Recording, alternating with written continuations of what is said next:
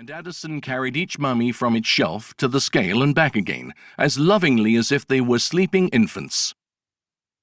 "Excuse me, Your Majesty," he said to one of his charges. "Forgive the informality." Addison had designated mummies by location on the shelves, so that Mummy 12/5/6 was the sixth mummy from the top in the fifth section of the 12th row. The old pharaohs and their courtiers were resting on common shelves.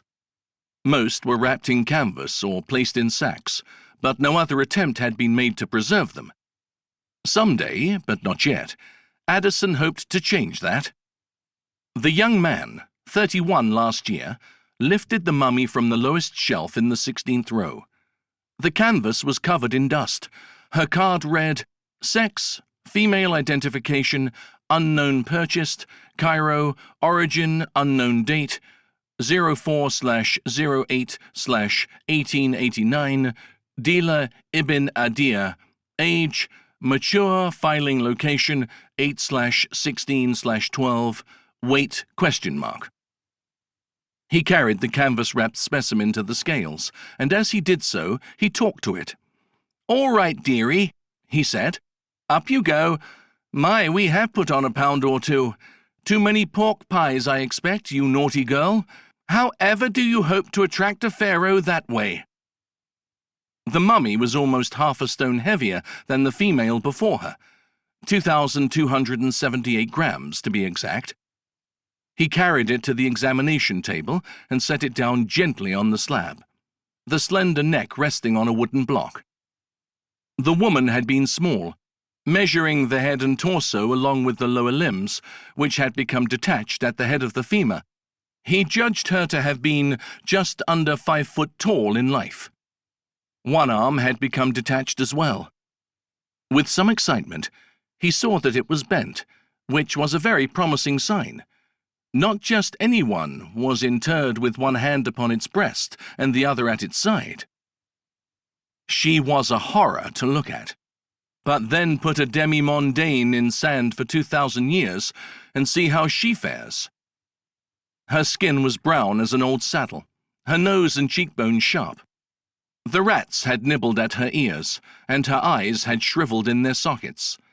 Still, Addison had seen worse. Much worse, in fact. He heard a far-off tolling and fished out his watch. It was midnight exactly.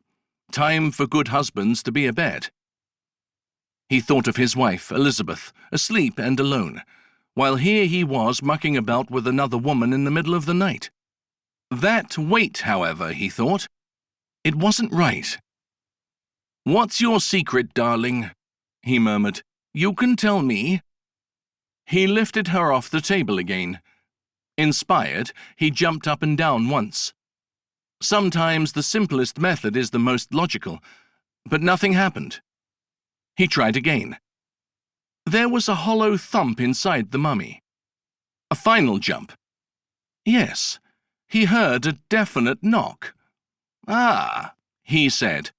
"You've swallowed something, you little minx."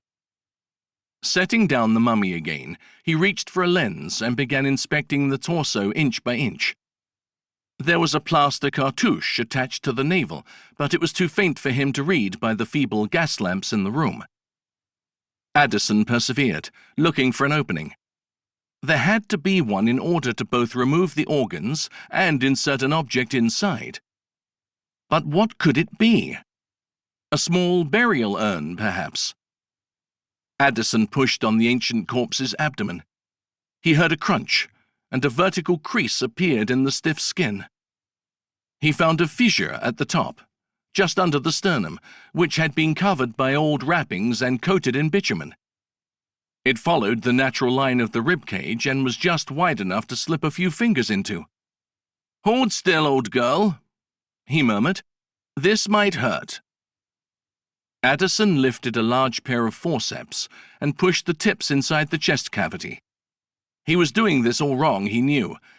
There needed to be a supervisor or assistant in attendance in case anything of consequence was found. Proper notes should be taken, but he was too curious. There was also the danger he could cut himself on something.